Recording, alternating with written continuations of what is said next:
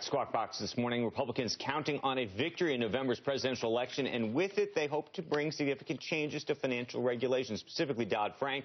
In a speech later this morning, Financial Services Chairman Jeb Hensarling will address his concerns with Dodd-Frank and make recommendations on how to fix what he says is a broken system that is one size fits all for the banks. Congressman Jeb Hensarling joins us this morning with more on what you're going to be saying. What are you going to be saying? Can you tell us exactly what the plan is? Well, in a phrase, we need economic growth for all and bank bailouts for none. So we are unveiling a new plan because Dodd-Frank has not worked.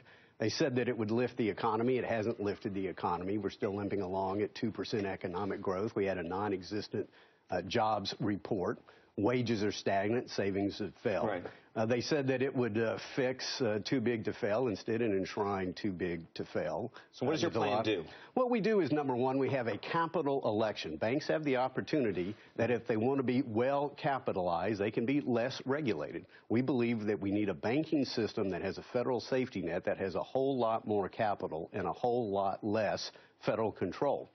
We will have an accountability section for both Washington and Wall Street. We will make sure that we quit losing Article I constitutional power from Congress to the unelected, unaccountable bureaucrats, which is actually causing there to be political risk having to be calculated in the U.S. How do you sell to the public, though, the idea that effectively be on certain banks? I mean, it's hard to describe the capital issue to part of the public. Effectively less regulation on the banks. Well, it's easy. Either you're going to have private investor capital taking up losses, or you're going to have public taxpayer money. And so this ends bailouts. And what Dodd-Frank did was it enshrined bailouts into law. It codified too big to fail into law. What we do is we replace bailouts with bankruptcy. There's a special chapter in the bankruptcy code that will be devoted to large, global, integrated financial institutions. So again, it's capital versus... Proponents of Dodd-Frank would say that it's already fixed that problem. Well, proponents of Dodd-Frank would be wrong. If they had fixed the problem, why are the big banks bigger? Why are the small banks fewer? We've had 6 years to actually observe in the marketplace what is happening in Dodd-Frank, and what we see is it has not worked, and the economy suffers. If you think if a big bank failed today, what would happen? Well, if it happened today, it would get bailed out, and ultimately taxpayer funds can be used, and the FDIC So when President Obama and Barney Frank and everybody else said that there would be no more bailouts as a function of that bill, that's not true. That is not true. I mean, read the bill, and the bill will say under the orderly liquidation authority, the FDIC can borrow up to 90% of the assets of the bank. I mean, when you look at, just down the street here, the trillions of dollars that ultimately could be put in peril. And these are the same people who told us, the National Flood Insurance Program would never be a bailout. It's underwater, pun intended. The PBGC, need I talk about Medicare and Social Security? Washington always tells you everything's fine, but it's not fine. But the main thing is economic growth is suffering.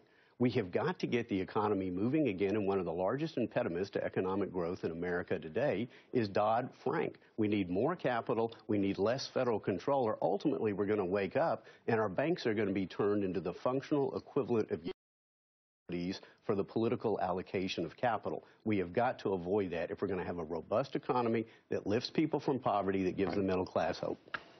The thing that the pushback on this plan is again, though, the regulatory piece. This idea that effectively there's less. I mean, what happens to the Consumer Protection Bureau, for example?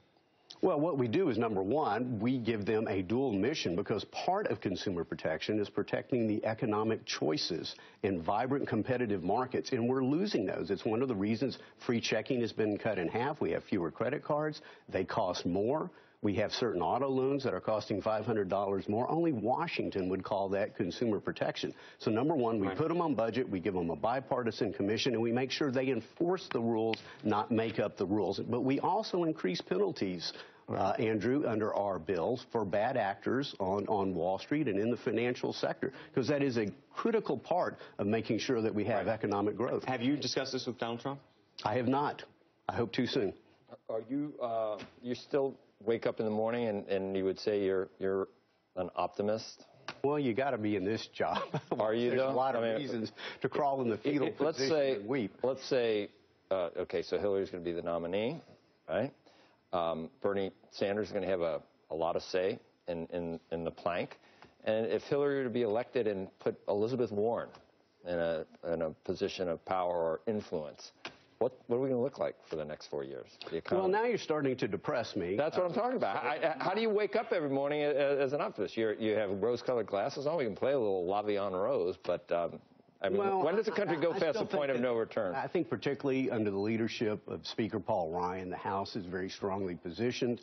I think to some extent the Senate, to keep the Senate in Republican hands, is a challenge but doable.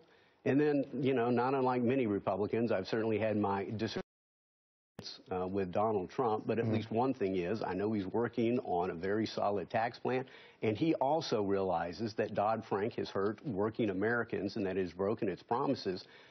He's probably going to need a piece of legislation. I hope that we can provide him with that piece of legislation. It'll be a relief for you when the president leaves office. I know that. Just from having you on so many times. Is there any way it could be worse if it's Hillary or Donald Trump than the last 7 years? I think if it's Hillary, frankly, it's more of the same. I do not believe Hillary Clinton will be the third administration of Bill Clinton. I think it'll be the third administration of Barack Obama. And if you care about freedom, if you care about economic growth, then yes, that is absolutely anathema. On Donald Trump, do you want to weigh in on this debate about the racism issue? Do you believe that his comments were racist? I was actually gone. I've read about his comments. I actually haven't seen his comments. It's not something that I would agree with. It's not something I can... Listen, I'm trying to raise my children in an environment where skin color is as irrelevant as paint color. And unfortunately, there are people on both sides of the political spectrum who seem to want to divide us into gender, divide us into race, divide us into ethnicity. So, no, I do not agree with what Donald Trump said. It's not the first time, and it probably won't be the last time. I just know I pretty well disagree with everything Hillary Clinton says. Okay. We're going to leave the conversation there. Jeff Hensarling, thank you, man.